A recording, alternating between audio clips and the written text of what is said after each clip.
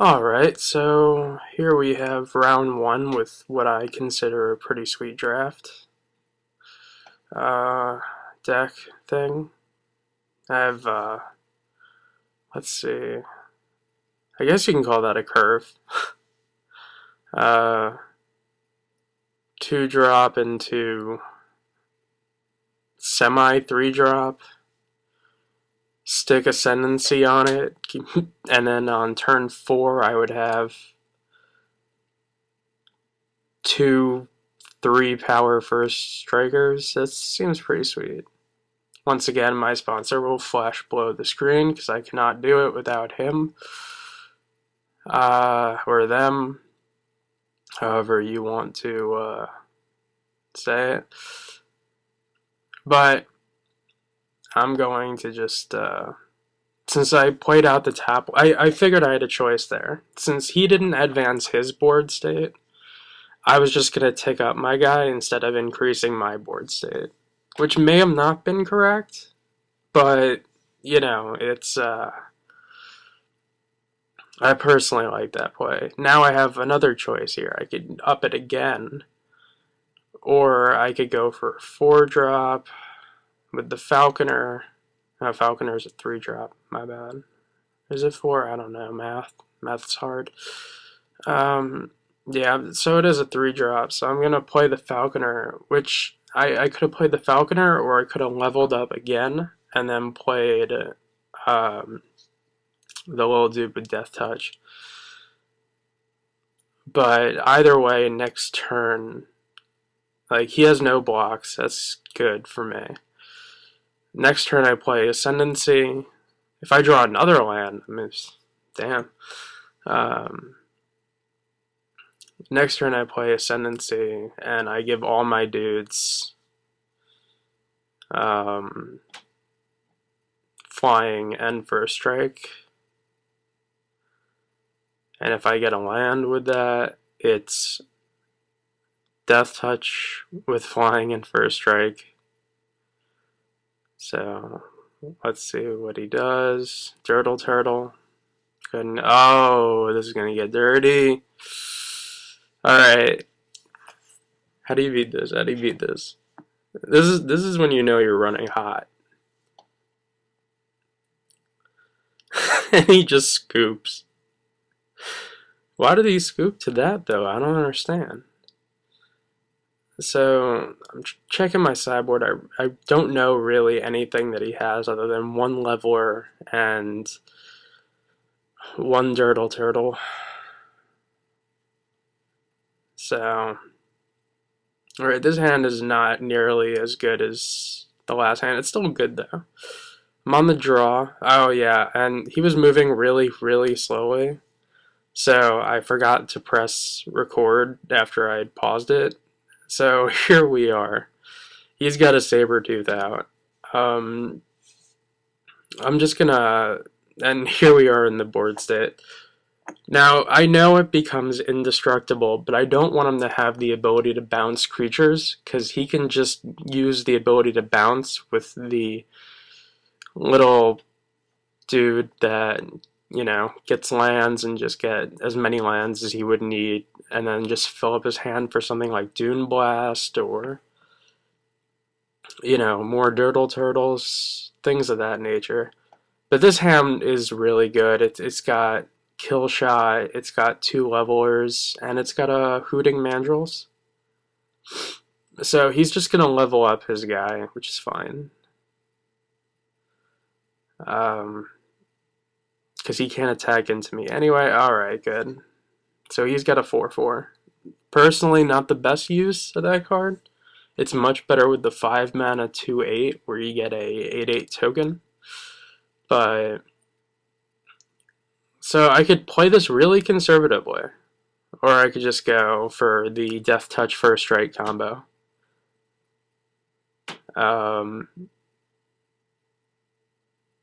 So he can't attack into me with anything now. Now it's about who can get some form of evasion. Because once I get a counter on the Death Touch guy, it's over. I mean, like, you know, obviously removal comes into play and all the other junk. But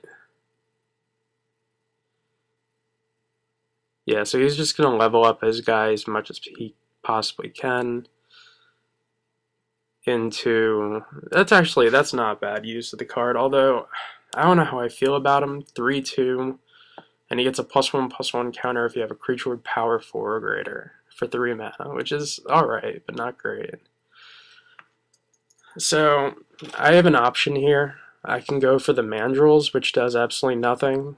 I can go for the Reach counter up creature, but I'm just going to go for the 0/4. It plays the best role of blocker. He writes Combo Breaker, which is kind of funny. I'm trying to save. I could play the Mandrills now with Delve, or I can level up and keep my kill shot active, which I like. So I think I want to do that more than just throw out the hooting Mandrills. I'm just gonna keep leveling up my dudes. I mean, eventually one of us has to draw something that breaks the other. I have Asban Falconer. He has, I don't know, maybe Doomblast. He may have End Hostilities. He may have, some mythical creature. Oh, I also have a dragon. I'd like to see that in play one day. I just like the idea of keeping up kill shot. The only question I have is whether or not I'm keeping up kill shot for too long. I didn't make any attacks there. When I have a guy that has first touch and death strike. First death touch and first strike, not first touch and death strike.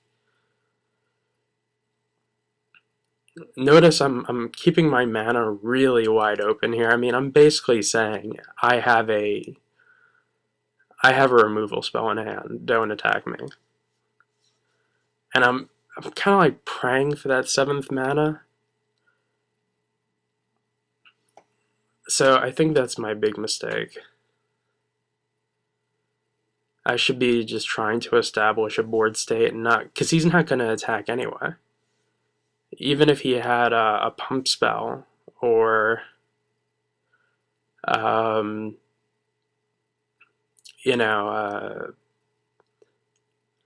even if he had anything, really, to be honest, it wouldn't matter.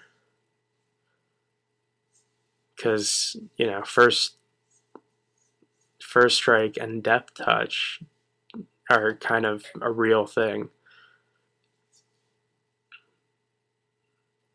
First, it's actually pretty. Oh.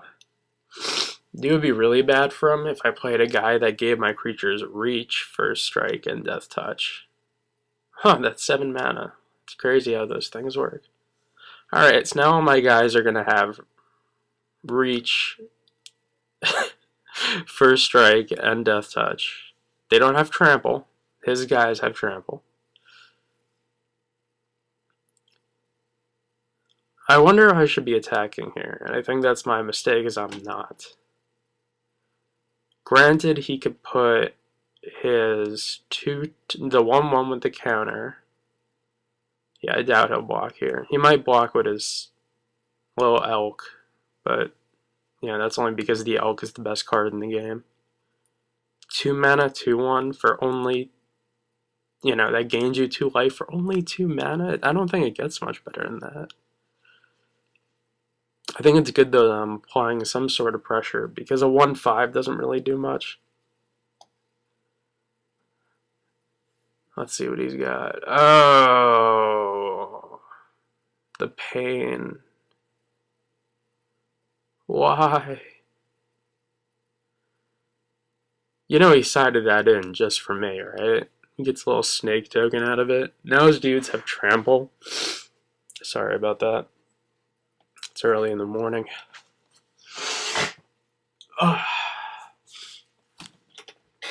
But I guarantee you he sided that in just for me. To which I give, I applaud him. I don't think he still has any good attacks yet, though. Oh yeah, that guy's huge. I hate when they do this. Like, you have a previous draft or something, and, like, Moto takes you away from it. But that's why I was, kill shot away. Now I feel like I am open to the world and can do anything that I want. The world is my oyster. So, first I'm going to give my dude a counter, or attempt to give my guy a counter. Not sure why he's already a 3-3. I mean, and he has first. Well, giving him first strike is important. Now I can block his 4-4 or his 3-3, not have to worry about it. I could use him as an attacker if I want.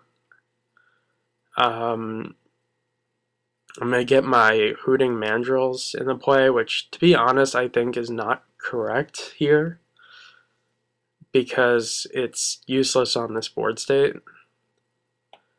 This is a board state where, like, a Dune Blast really is the best card in the game. Because it's essentially a stalemate, unless someone draws something off the top. So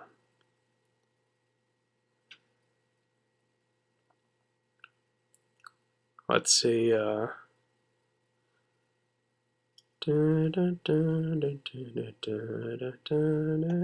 So how about that Miley Cyrus that you hear about in the news? No? Alright. I don't hear about her either. Although I still get a newspaper at my house every day. Not many people could say that.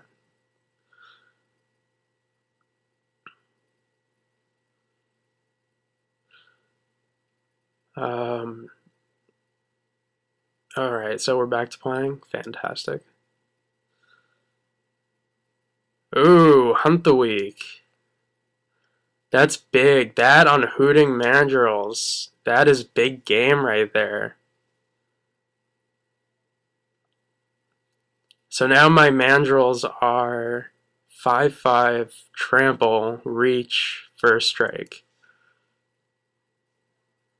That's pretty sweet. Not gonna lie. No! Wait. Oh, okay. That's fine. Now he's just trample and reach 5-5. I mean, it's, worse things could happen.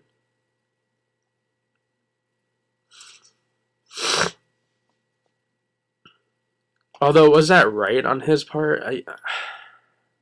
I look at it and I just think to myself, what a wonderful world. No, I'm actually wondering if that was right on his part to use that there instead of waiting a little bit.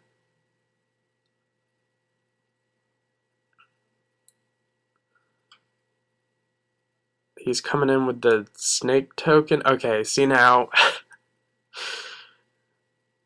This is like when someone attacks with a 0-5 and you're just like, I know you have a raid creature.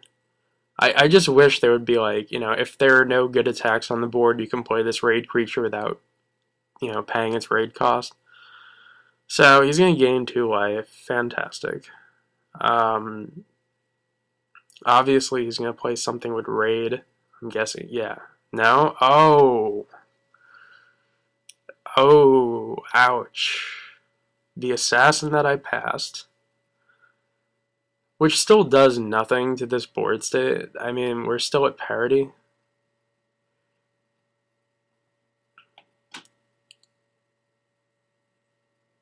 I mean, it doesn't really make much sense to keep the land in my hand. I mean, it's going to gain me a life.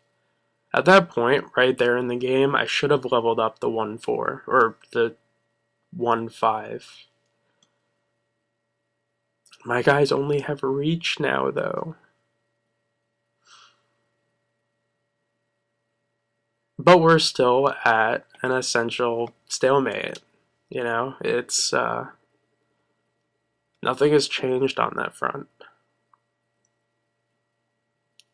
You'll notice, by the way, I'm one of those guys that likes to have, that likes to see the graveyards. I know that the graveyards look horrible on this beta client, and I still call it a beta client. Ooh, wait, this is a scary attack, right? He's got a 3-3 and a 4-3 coming in. So I'm going to block the 3-3. I'm going to let the 4-3 come in. I guess he's doing this because he knows once I untap. No, wait, what is this? Big. Oh, shit.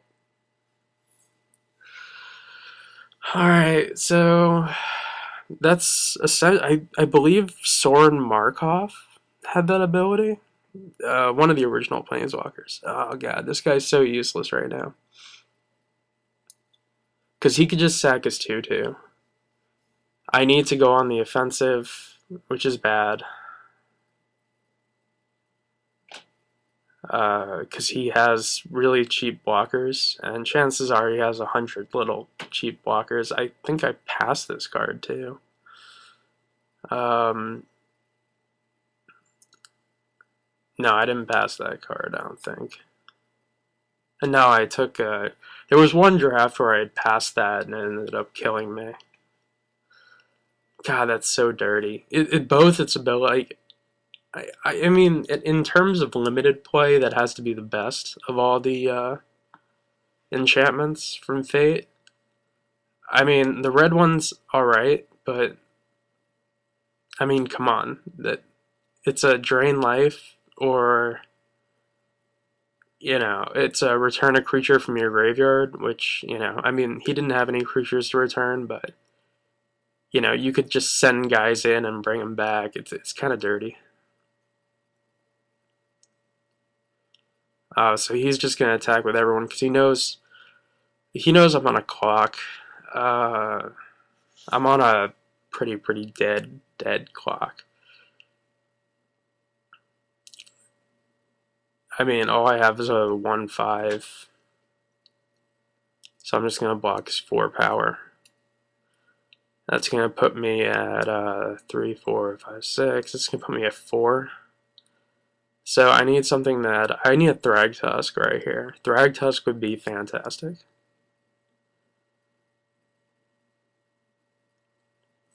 Or I need a creature that replaces itself, like a Squee Goblin Nabob. And actually that wouldn't even do it. I'm just dead. Oh, and that makes me even deader. Alright, so he can gain life. So I see his little strategy now. It's cute. It's cute. I still don't believe I have anything that can beat that. I do have the target player sacrifices an enchantment, and what's good about that card, and it bolsters 1. What's good about that card is you don't need an enchantment or artifact in play to cast it. So if you just wanted to give a guy a +1/+1 counter, it is a combat trick. So it's a usable combat trick that's terrible in a standard environment, but very good in draft. Like, very good sideboard-wise. So I'm going to actually take out one of the 4-mana 3/3 archers, because I just have so many 4-mana guys. This hand is terrible. I really wish I didn't have to mull it. This hand, I'll need some help. I just cut a creature, so I'm, living a little dangerously here. But if I get anything of value in the next 2 draws, my hand is kind of nuts. Like that. That is exactly what I needed. Sorry, damn. Hold up. Oh, man. Fucking allergies. Alright. Oh. So what do I play? Do I play the Falconer or do I play the Death Touch guy? Obviously, the pros will tell you for mana efficiency, you play the Falconer, whatever. I'm just playing him because he's a 2/3, and the enchantment that gives a creature -2/-2 is rather prevalent. So I would rather go up against, have less chance of him dying. Alright, so that doesn't matter to me. I'm just gonna hunt the weak here, I think. Oh, wait, I have two choices. I can hunt the weak, which is good, but I also could have played the Death Touch guy and the 2/2, well, the guy that fetches a land, and then he would have been a flyer that fetches a land. And then I could have hunt the weaked my Death Touch guy with his 2/3. The problem is, it would have led to him possibly having a combat trick, him attacking me, choosing whether or not to block, annoying little stuff like that.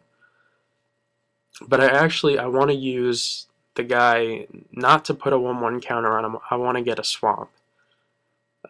So that, otherwise he would have been a 1/1, essentially.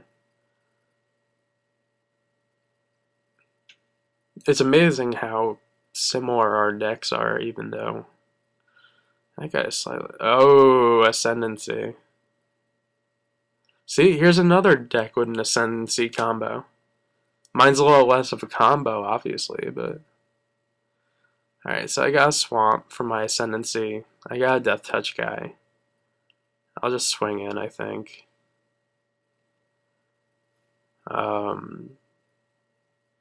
He doesn't have many guys I've seen that have a toughness of 4 or greater. So obviously he was hoping to level them up, I'm guessing. Or maybe this was just a 4 mana 3/4 with an ability. He reminds me a lot of the guy from Mirrodin Besieged, the 5/5 that when an artifact dies, you gain 5 life, which I think is actually seeing Pauper play now. So, okay, so I know he has the Serpent thing, so I have to be wary of that. But regardless, yeah, there comes down Ascendancy. Ascendancy combo, bitches. That's just straight up game. I'm sorry. I don't care who you are. That's game. Unless you can deal with an army of flyers that die and turn into an army of flyers, that's game. I could just swing in with everything here if I wanted to. I could leave back the 2/2, but I'd rather, I don't know. I honestly don't know the names of cards. I just know the pictures. I know what they do. And I'm keeping up Feat of Resistance mana, You always gotta keep up that Feat of Resistance mana.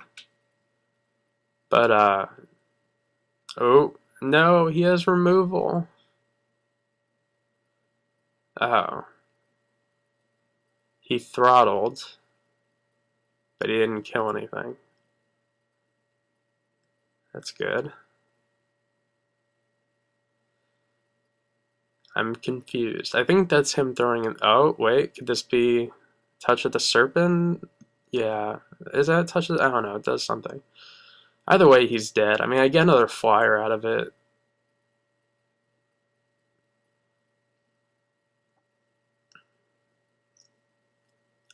Yeah, this guy was actually really nice. The match, he didn't complain or... But I think that's game, to be honest.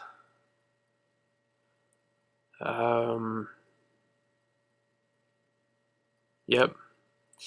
And, ooh, round 2.